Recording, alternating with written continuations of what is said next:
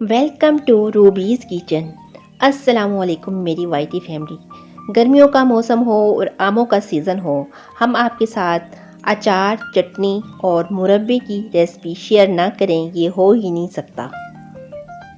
आज मैं शेयर करूंगी आपके साथ कचूमर अचार की रेसिपी। ये बहुत ही जल्द बन जाने वाला इंस्टेंट अचार है। इसको आप बारीक बारीक पीसेस में कटिंग कर लीजिए। आप चाहें तो बगैर छीले इसको कटिंग कर लें, आप चाहें तो छील के भी कटिंग कर सकते हैं। आमों को छील के कटिंग करके उसके बाद हमने इसमें नमक और हल्दी शामिल करके 2 दिन के लिए हमने इसे साइड पे रख दिया था। आप चाहें तो साथ ही सारे मसाले भी शामिल कर सकते हैं। मैं ज़रा बिज़ी थी तो इसलिए मैंने इसमें नमक और हल्दी डाल के इसको साइड पे रख दिया था, बल्कि मैंने फ्रिज में रख दिया था। मैं तो 4-5 दिन के बाद आज इसे निकाला है क्योंकि थोड़ा मसरूफ़ थी। ये बहुत ही थोड़े से इंग्रेडिएंट्स के साथ रेडी हो जाता है और बहुत ही झटपट से बन जाने वाला अचार है। बस इसकी कटिंग करने में मेहनत लगती है, तो ये तो मुझे मेरी अम्मी जान ने कटिंग करके दे दिया था, जिसकी वजह से मैं ये बना रही हूँ, वरना मुझे भी सुस्ती हो जाती है कि कौन कटिंग करे और कौन बनाए। तो चलिए हम इसमें शामिल करेंगे। अब धनिया मैंने ले लिया है साबुत, इसको साफ़ कर लिया अच्छे से, और कुछ मैंने सौंफ ले लिया है।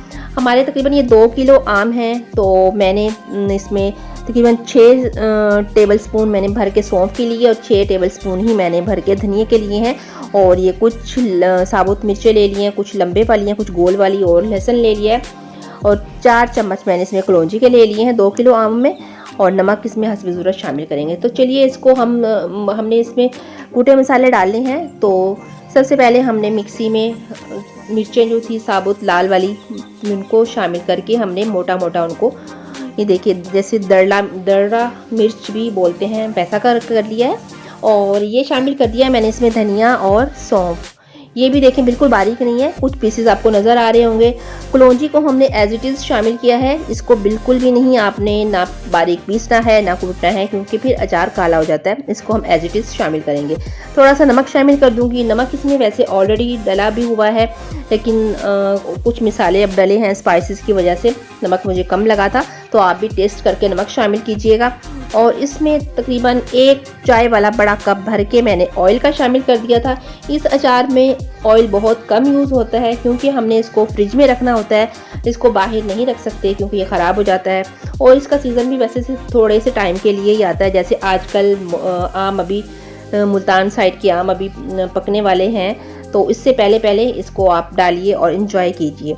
ये दाल चावल के साथ, पराठे के साथ बहुत ही मज़े का लगता है। मिक्स करेंगे और किसी भी शीशे के, प्लास्टिक के कंटेनर में हम इसे डाल के अपने फ्रिज में महफूज कर लेंगे। तो ये थी हमारे आज की इंस्टेंट अचार की मज़ेदार सी रेसिपी। तो कैसी लगी आपको? मिनटों में झटपट से बन जाने वाला ये अचार है। ज़रूर ट्राई कीजिएगा और मुझे कमेंट्स बॉक्स में बताइएगा कि किस किस ने इस तरह का अचार बनाया है। तो इसी के साथ अपनी बहन को इजाज़त दीजिए। मिलते हैं इंशाल्लाह नेक्स्ट वीडियो में। तब तक के लिए अपना और अपने से जुड़े हर रिश्ते का ख्याल रखिए। अल्लाह हाफिज़।